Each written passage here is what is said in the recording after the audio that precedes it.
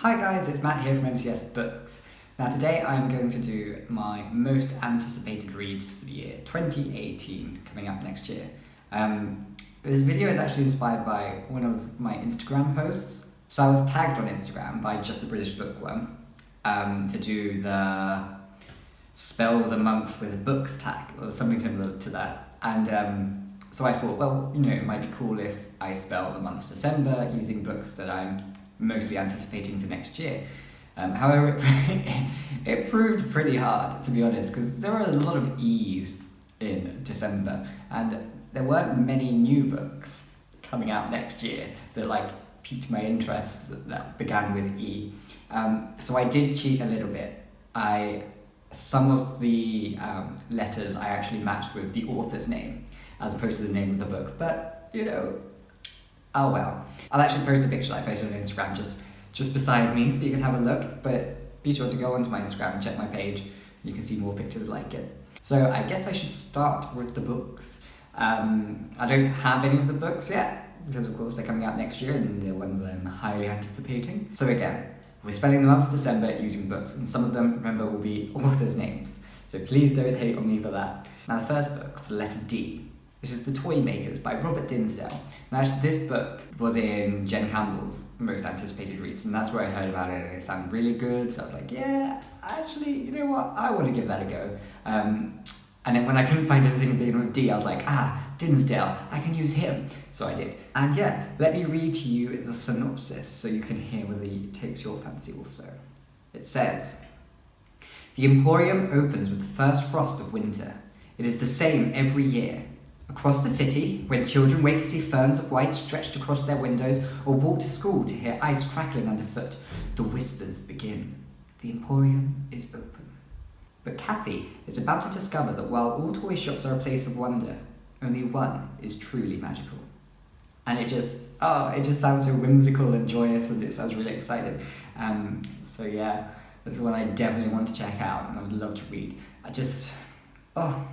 It makes me feel very wintry, and it comes out at the start of February, I think. So that's one that I would like to pick up pretty soon after it gets released. Okay, so the next book for letter E, the first of many E's, is The 8 Mountains by Paolo Cognetti. So this is one that I found online. It sounded really interesting, although my boyfriend seems to think I might not like it because he's read the author's work in Italian. So we shall see. Doesn't stop me from wanting to read it nonetheless. So let me tell you about the synopsis of this one.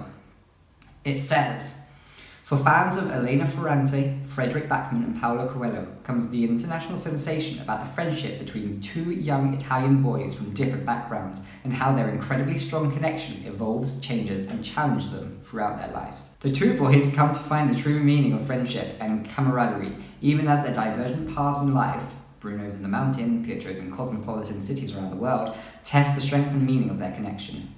A modern Italian masterpiece, The 8 Mountains is a lyrical coming-of-age story about the power of male friendships and the enduring bond between fathers and sons.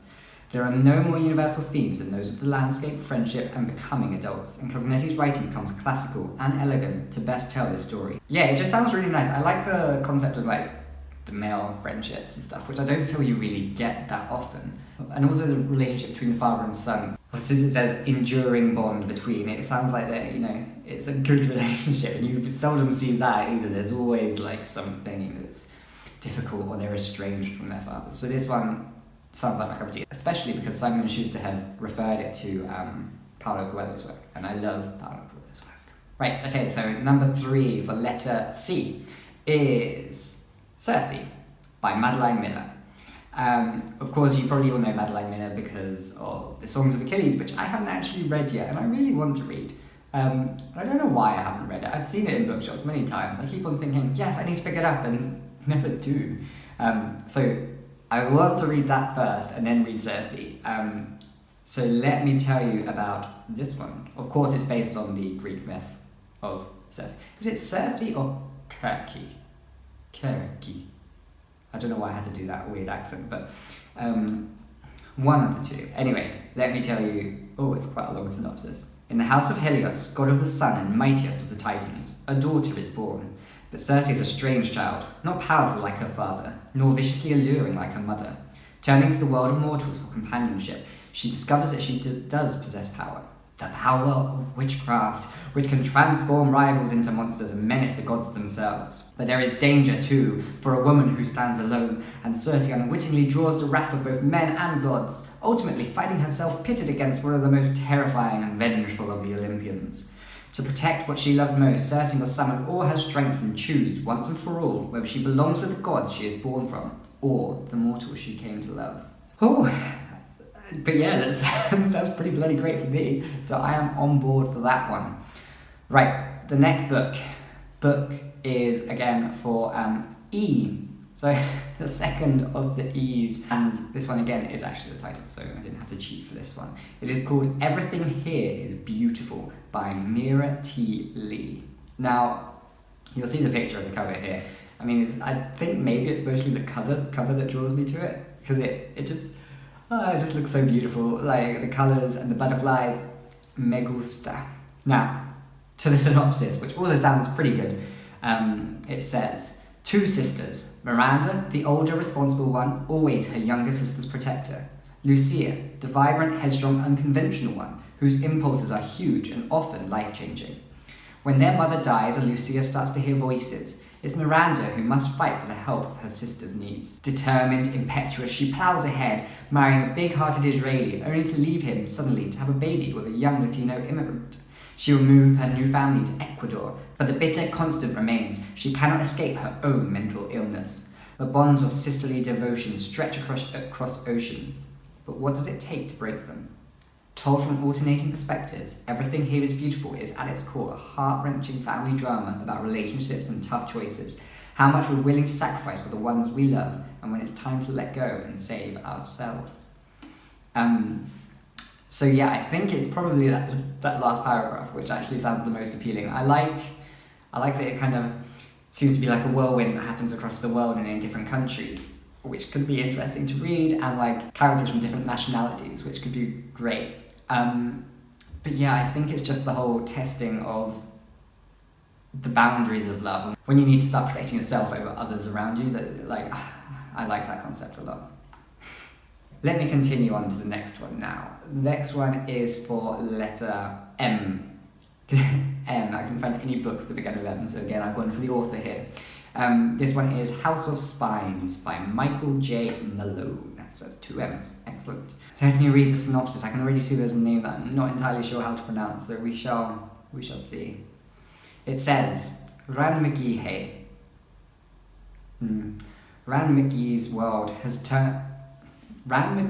has been turned upside down. A young, lonely and frustrated writer and suffering from mental health problems, he discovers that his long-dead mother was related to one of Glasgow's oldest merchant families. Not only that, but Ran has inherited Newton Hall, a vast mansion that belonged to his great-uncle, who appears to have been watching from afar as his estranged great-nephew has grown up. Entering his newfound home, he finds that great-uncle Fitzpatrick has turned it into a temple to the written word, the perfect place for a poet. But everything is not as it seems. As he explores the hall's endless corridors, Rand's grasp on reality appears to be loosening. And then he comes across an ancient lift, and in that lift, a mirror. And in the mirror, the reflection of a woman. A terrifying psychological thriller with more than a hint of the Gothic. House of Spines is a love letter to the power of books and an exploration of how lust and betrayal can be deadly.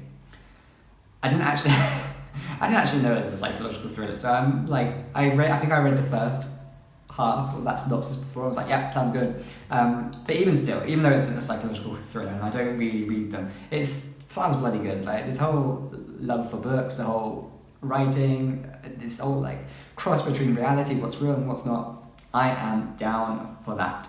So yes, that is M. Okay, so for the next letter B. This is the third of a trilogy, I think. So I think it's the final installment of a trilogy. But I haven't actually read the first 2, but I really, really want to. So that's why the third one is on my list, because I feel like it's going to be the push that pushes me to actually get to read the first 2 and then this one. And that is Beneath the Sugar Sky by Shannon Maguire. So the first book, Every Heart a Doorway, was quite popular on BookTube. I haven't really heard much about the second book, or this book, because I know some people have arcs of this book, but haven't heard much about them since. But the first one just sounds absolutely magical and whimsy. And I don't want to read the synopsis for this one, because I just read it, and I think I may have spoiled the first or the second book for me, so I don't want to do the same for you. But it's just, I think it's, from what I can tell, it's a series or trilogy that's based in our world and is set in a home for children who have had fantastical adventures and need to adjust back to real life. So that concept just sounds brilliant, just sounds magical and fun, and I like these sort of portal fantasy, like Narnia, of course the Philip Pullman books, which, yeah, just great. So anyway, okay, so this is the last E of the month, and I couldn't find a book that began with P. So this one has the author's name. It is called The Astonishing Colour of After by Emily X.R. Pan. Again, the cover of this one really drew me in. And yeah, I can't tell, I think it's YA, but I'm not entirely sure. But it has magical realist elements, which sound really, really interesting for me. I do read YA, so I just need good YA, and this could be it if it is. So I shall read you the blurb, and we shall see. It says, Lee Chen Sanders is absolutely certain about one thing. When her mother died by suicide, she turned into a bird. Lee, who is half Asian and half white, travels to Taiwan to meet her maternal grandparents for the first time. There, she is determined to find her mother, the bird. In her search, she winds up chasing after ghosts, uncovering family secrets, and forging a new relationship with her grandparents. And as she grieves, she must try to reconcile the fact that on the same day she kissed her best friend and longtime secret crush, Axel, her mother was taking her own life. Alternating between real and magic, past and present, friendship and romance, hope and despair, The Astonishing Colour of After is a novel about finding oneself through family, history, art, grief, and love. And that just sounds really interesting. I love the concept of it being set in Taiwan and this whole magical realist element where it's kind of in our world, kind of in a magical world. And imagine I really find the concept of her mum having died and turning into a bird quite interesting. Because of course we all deal with death in different ways, and to be so certain that your mum turns into a bird, that's enough to make me want to read on and find out more. So now we are reaching the last book that I am looking forward to in 2018. I think these are all from the first half of 2018, so just bear that in mind, it's not over the entire year. Now this one is a debut novel. The cover, really cool, like it. And I started stalking the author on Instagram, and actually her posts are really cool. And she kind of likes to read the same sort of books that I like to read, and I think this book is set in, I know this book is set in Japan, so that's something else that really draws my attraction. This is Rainbirds by Clarissa Gunawan. Oh, sorry for butchering your surname. So let me read. Clarissa Gunawan's dark spellbinding literary debut opens with a murder and shines a spotlight onto the life in fictional small-town Japan. Ren Ishida is nearly finished with graduate school when he receives news of his sister Keiko's sudden death. She was viciously stabbed one rainy night on her way home, and there are no leads. Ren heads to Akakawa to conclude his sister's affairs, still failing to understand why she chose to abandon the family in Tokyo for this desolate town years ago. As he comes to know the figures in Akakawa, from the enigmatic politician to his fellow teachers and a rebellious, alluring student named Rio, Ren delves into his shared childhood with Keiko and what followed, trying to piece together what happened the night of her death. Haunted in his dreams by a young girl who is desperately trying to tell him something, Ren struggles to find solace in the void his sister has left behind. Well, need I say more? Except for that really appeals to me. That sounds pretty good to me. Yeah. I like it. I like the sound of it. I like the mysterious elements. And I think it's going to also have a really great cast of characters from the sounds of it, which I pretty much enjoy. And I just love hearing the point of view of Japanese characters. I like, just because I love the culture so much, I guess. So yeah, that's the last one that I am hoping to read. Yeah, so that is the month of December, spelt. That is the month of December, spelt with my most anticipated books for next year. Now, I would like you to tell me down below which books you are most anticipating for next year, if any of these have taken your fancy. And don't forget to like and subscribe, and I shall see you next time with my next video. Bye bye!